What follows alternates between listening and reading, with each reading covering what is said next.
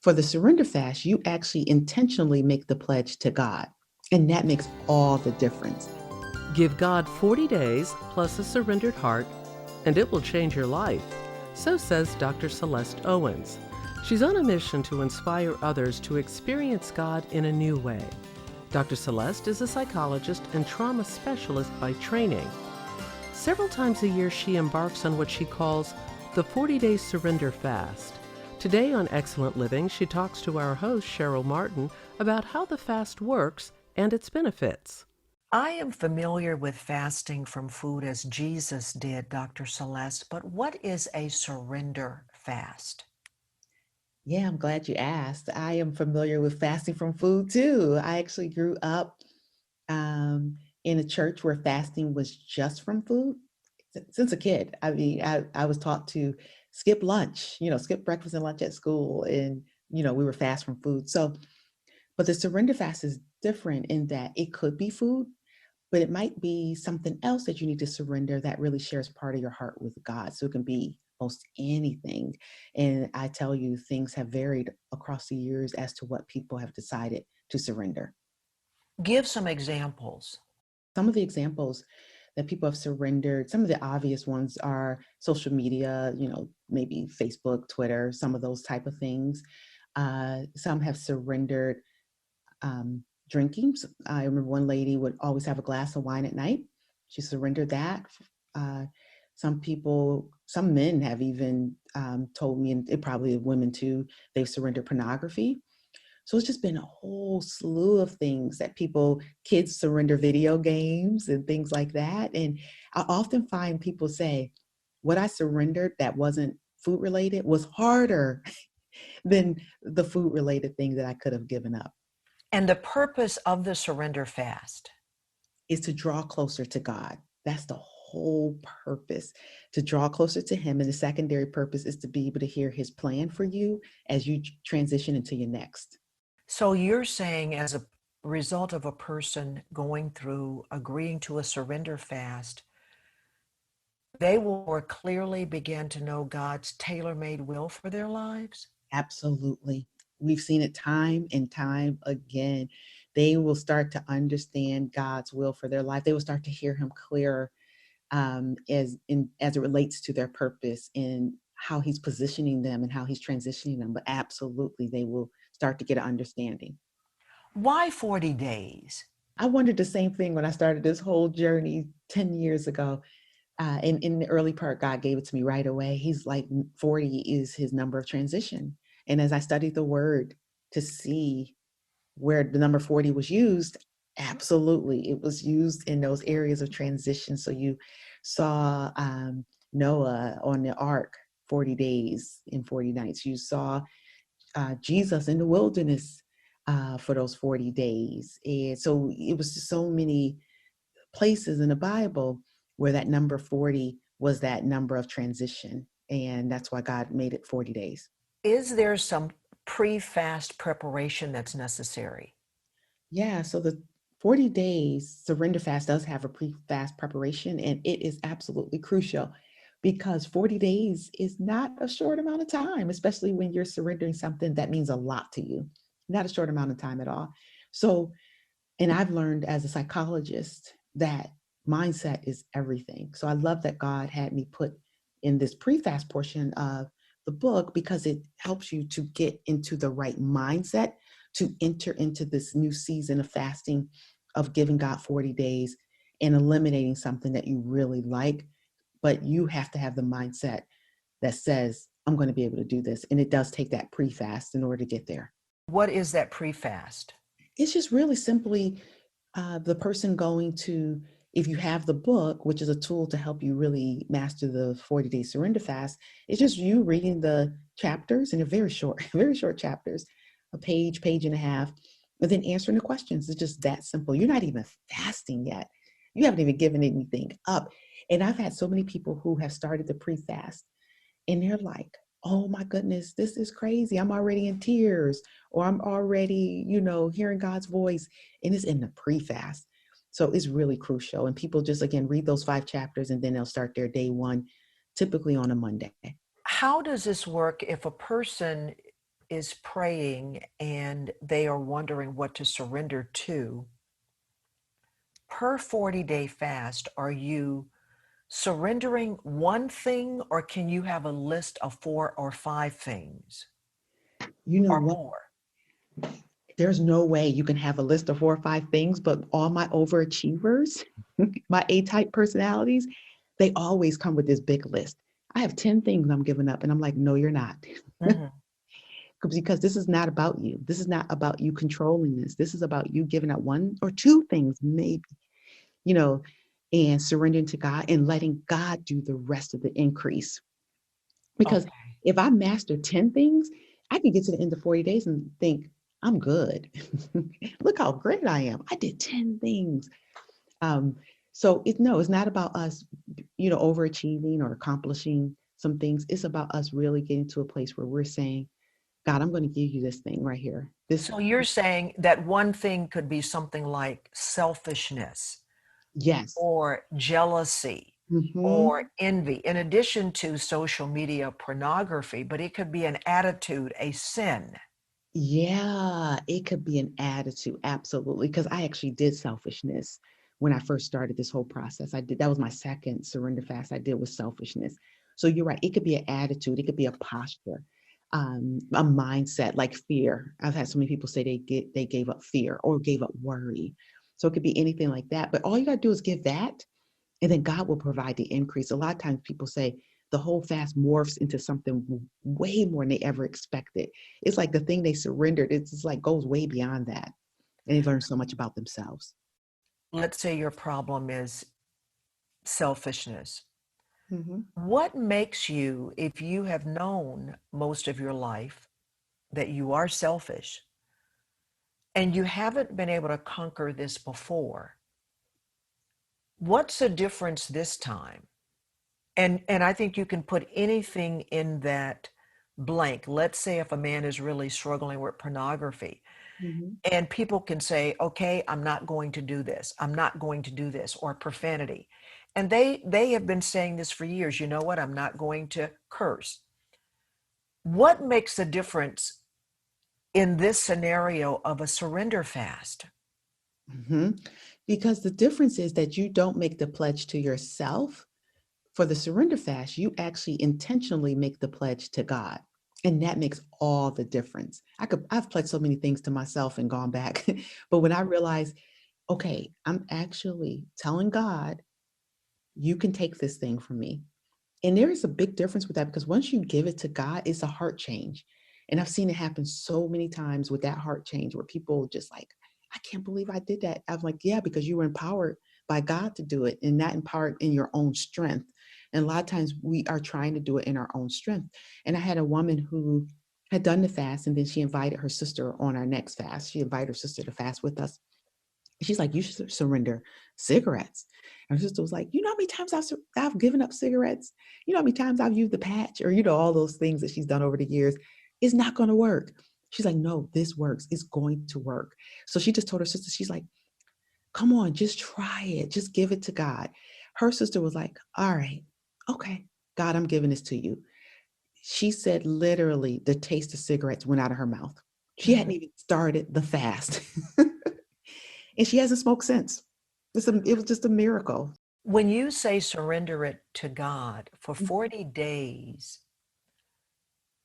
is it every day you verbally surrendering and meaning it from your heart? And then in addition to that, what role does prayer and praise and the word of God play in this whole surrender fast for 40 days? You do surrender it to God, but you are not necessarily, after a while, after probably the first couple of days, you know you're surrendering that. But the way God had me to pen the book, he starts to dig into so many other things, because each day has a new topic. And if you're answering the questions, you start to really delve into some other mindsets or habits, and you really start to unfold and unpack some areas of your life that really need to be changed. So you do remember what you're surrendering, but it just gets so much richer through the reading of God's word and prayer. And we fast. we host a fast each year. So we're all together in community doing it. And it's just amazing. So yeah, people are able to get beyond just even simply what they surrendered to a bigger plane in God. So, in addition to reading, let's say, the chapter that corresponds with that day, individually, what should a person be doing? Every day, I tell people to wake up and just say, um, it's your day, God. I surrender this whole day to you. I tell people to do that. Just surrender the whole, just be intentional about saying, this is your day. Whatever you want to do today, I'm surrendered to you today. Because people aren't often in the habit of doing that, believe it or not. People who are Bible believing, church going, filled with the Spirit, end up really orchestrating their lives and controlling each day the way they want to control it. So the whole experience of I surrender my day to you is new to people. They're like, oh my goodness, wow, I surrender my day. And then God just starts to do things and is able to be creative in their lives and bring about opportunities or allow them to be used in amazing ways because they have simply surrendered today. And it's so interesting when people do this process of 40 days, going through the book and doing the fast. I hear so many times, I'm doing it again. And I can't tell you how many people have done it 80 days straight. And then I love that because I know God is trying to get us to a lifestyle of surrender. That's what this fast is all about. It's not just taking that one portion of time, but it's really about realizing I need God in every area of my life every single day. And then they end up living a surrendered life. You're listening to Excellent Living with Cheryl Martin. Our guest today is Dr. Celeste Owens, author of the 40 Day Surrender Fast. She is a psychologist and trauma specialist by training, but for more than 10 years, thousands of people have joined Dr. Celeste on this unique fast, where you release what separates you from God's best plan for your life. Let's learn more. You have testimonials then of the surrender fast breaking strongholds, let's say like procrastination or anger or envy? Yeah, big time. I have all of the above, and it will break strongholds like that. For me, when I did the surrender fast for the first time, and I didn't even know it was a surrender fast, it was just me being obedient after God had called me from doing everything I had been doing. Came home that year, was doing nothing but complaining for a while, and then God led me through my first surrender fast ever, which was the Daniel fast, which I did for 40 days. And God broke in me the habit of eating poorly. I became a vegetarian at that time and still continue a plant-based lifestyle 10 years later. So that, and it was a stronghold for me not to eat, all this junk food. And it was a stronghold for sure. And God broke that. God broke me from selfishness. That was my second surrender fast that I did. And didn't even know, I knew on occasion I was being selfish. Like, how you like, because you can't see yourself. You see yourself through rose-colored glasses. There were on occasion, I'd be like, I think I'm kind of selfish. No, I know you're not. And when God told me, I'm like, what should I surrender? And he said, selfishness. I was offended. You're calling me selfish, God? But yeah, I was selfish. And when I walked through that 40 days, I realized, man, I really am kind of selfish, huh? So he broke me from that and being able to be more of a servant, which is what we all should be.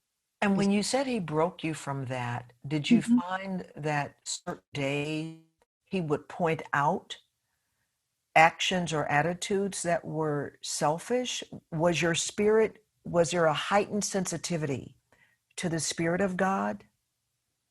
Yeah, you know what? And God is very practical. So when he told me to surrender selfishness, and I will encourage anybody who does a surrender fast, when he gives you the directive, don't act like you know what he means. Ask, what does this mean exactly? What does this look like practically? And that's what I had to do. So what does that look like exactly, God? Oh, this is what it looks like. I want you to serve your family unselfishly, 40 days. Anything they want to do, you want to do. Whatever your son wants to talk about, you want to talk about. And my son at that time was chatty Kathy. So, and I made the mistake of telling my son, I'm doing this fast, and God told me not to be selfish. And anything you want to talk about, I want to talk about. Seriously, Mom? Anything? Anything? Anytime? Anytime. So he took advantage of that. But it was that practical. And I would sit there like, man, I really wasn't listening to this boy. I was daydreaming all the time when he talked, but now I'm actually listening to him. Wow. Okay, God, I see. What you mean? So it was that kind of thing. With a 40-day surrender fast, Dr. Celeste, how do you approach the dreams that are lodged in your heart during the surrender fast? Maybe dreams you've never shared with anyone. For singles, I'm thinking of that long-held desire to be married. Mm. Let's say for a married woman, the desire for a child. For the entrepreneur, the success in business, or for the married woman, she just wants a better marriage. How do you navigate those dreams and desires?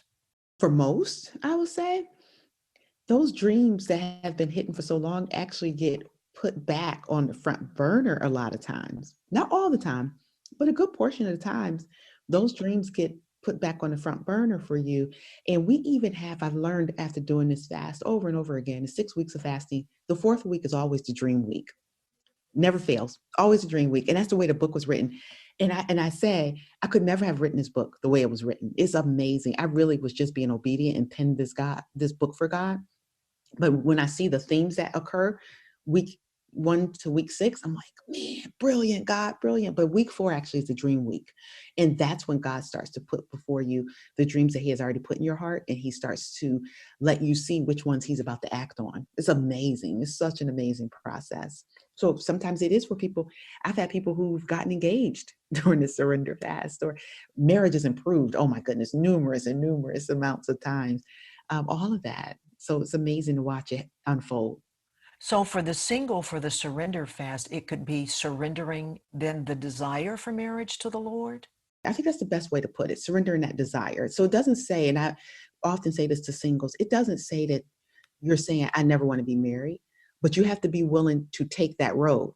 Like when I was single and wanted to be married, I had to go down the road of, if I never get married, I'm okay with that.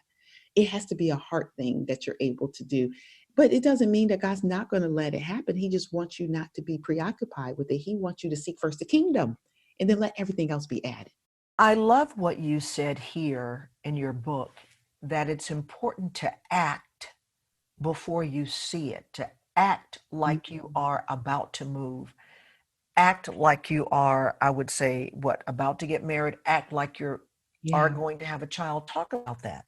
Faith without works is dead. And that's what that particular chapter is really highlighting, is that God is a God of action a lot of times. He responds to faith.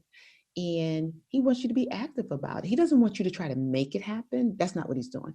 But he wants you to act like he's already done it a lot of times. And what that looks like a lot of times for people is going about your merry way. Go do something else that God wants you to do. Stop worrying about this. Stop acting like, that you have to do something about it. But sometimes it might be something directly related to it. Like, for example, we actually purchased our dream home in the middle of a 40-day fast with all of these people. And we didn't even see it coming, but we had a desire to have a house. And midway through the fast, my husband decides we're going to go look, and we actually find the house, put a bid on it, and get the house within the 40 days. It was actually 30 days of that. But it was that kind of action that God said, go look, go, he gave these directives and we did it. And we had a house before the fast, 40 days in. It was just amazing. It was like a whirlwind. You also said that whatever God has asked you to release to him, if that's his will, you will succeed. Yeah. You will succeed. You're not going to lose. So when God tells you to give something up, like he told Abraham, give me your son, that was a crazy directive by human nature, obviously. Just crazy. You just told me that I'm going to be as numerous as the stars in the sky. Like that's how many will come after me. And then you tell me this one son I have to give up this one son, really? And he goes to do it. And man, is Abraham not blessed or not? I mean, like, wow. And God had a ram in the bush for him. So don't be afraid to surrender to God what you think you have to hold on to. Like, I got to keep doing this. No, you don't. If he tells you to do it, he has a much better plan in mind that will outlive you. I mean, it's going to go for generations to generations as long as we're here. And I love that idea, to be able to surrender something to God and let him multiply it for us. Whatever he has asked you to release to him is his will, and you will succeed. Now, Yeah. you also say we are to be superhuman. Explain that. Being superhuman means that we turn our hearts over to God in a way that allows us to be empowered fully by Him. Not us having our hand in it, not us trying to figure it out. But when we really surrender to God with all of our heart, we become superhuman, or even being able to operate in the supernatural. It's amazing to watch. Like, I remember one year my son was doing, this was when he was younger, he was doing a fast, and there was a boy who um, was bullying him at school. So, he surrendered video games. He surrendered something that had nothing to do with the boy bullying him at school. But, through the fasting process, he started to really kind of see with his little eyes that this boy wasn't as powerful as he thought. I'm thinking he's a big deal. He's not that big of a deal. And even the boy came to the point where he actually was cordial to my son over the time of fasting. So it's just amazing. But it's that superhuman part of you that becomes able to see beyond what we see with our natural eyes. It's like being able to see through the eyes of God. I'm And glad you shared that story because you're saying the 40-day surrender fast is not just for adults, but no. children and Mhm. teens as well as even your spouse. You can do it together. Absolutely. It's for the whole family, really. So we have our book that is for children, and they have their own separate book that they get to write in, and it follows the same path as the adult book. And then we just recently released the 40-day surrender fast for teens, which my daughter helped me to put together. What is the importance of walking in humility in this process? Well, there is no way to surrender without actually being humble. There's no way to do it, because in order to surrender, you actually have to say, God, you get the final say. You obviously have more power than me, and you obviously know more than me. And you end up giving that thing over to God. It takes humility to do that. And we don't realize oftentimes as Christians how much pride we operate in. I even think for myself, like I had to stop being so reliant on people's praise of me when I would go out to speak or whatever I was doing, because I realized I was feeding my pride. I couldn't do this without God. Are you kidding me? Did you really think you did all that by yourself? So we don't realize how much we operate in pride a lot of times. So it takes a lot of humility to say, you know what, God, I'm going to give this to you, and I'm going to trust you in the process and know that you have my best in mind. I'm glad you brought that up because I also wonder, Dr. Celeste, for committed Christ followers, let's say for those who crave success in the way that they define success, how much of that desire is also even fueled by seeing success the way the culture Mm, defines it, and consequently utilizing some of those same tactics to get there. And I'm wondering if that's a key area to surrender as well. absolutely. I used to do the same. Um, Getting to a place where, or having a mindset, I should say, of defining success as the world defined it. And from, the world told me, you need to be married, need to have X amount of kids, you need to have a great career, you need to be making a certain amount of money, live in a certain house. That's kind of how the world defines success, at least in the US. And getting to a place where that was no longer my definition of success. And it had to be in, even to write this book, I had to be surrendered. So the Lord had told me to leave everything I thought was successful. So in 2009, I went about closing out my private practice and leaving my ministry position at my church, and also leaving my speaking platform, like everything that looked like success to the world, all parts of the world, the Christian world too. It looked crazy. I looked like a crazy person, but I was like, all right, God, here I go. And left it all. And I didn't realize until that year that I was home how much my identity relied on what I was doing. Not who Christ was, not who I was in him, what I was doing. And it took months for me to not feel like a loser, being at home doing nothing. And I was like, that's not who I am. That doesn't define me. Finally got to the place where that's true. Doesn't define me. And what got you to that point? Surrendering and fasting. Some things only come through prayer and fasting. And God had me fast to do a 40-day fast 3 times that same year in 2010. And in this instance, you're talking about the fast from food. No, the first time I fasted was from food that year. Second time Right. was selfishness, and the third time was timidity. God said, "I want you to be bold and courageous." And I fasted from fear and timidity. Okay. Mhm. And I got to the place where I realized I'm not defined by what I do. It took a whole year, maybe even the following year, probably a little bit of residuals there. And I won't say it won't rear its ugly head now. Sometimes I look and see somebody has more, like my son will remind me, "Ma, so and so has 50,000 Instagram followers." And I'm like, huh? Then I have to remember, you're not defined by Instagram followers, Celeste. Come on. You okay?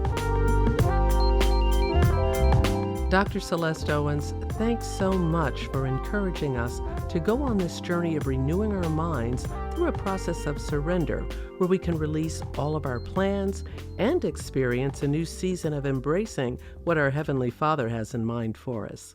Dr. Celeste spells out how to do so in her book, The 40-Day Surrender Fast. You can learn more and order it along with other resources for your entire family when you visit the website drcelesteowens.com. That's drcelesteowens.com. And just a reminder, Excellent Living is on Facebook and Instagram, and you can sign up for our ministry updates when you visit excellentliving.org. That's excellentliving.org. If you desire prayer, our counselors believe in the power of prayer and will go to God on your behalf. Call 832-766-1695.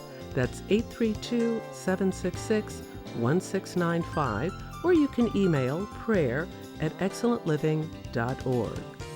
I'm Doris McMillan, inviting you to tune in next time when Dr. Johnny Parker provides some great relationship tips.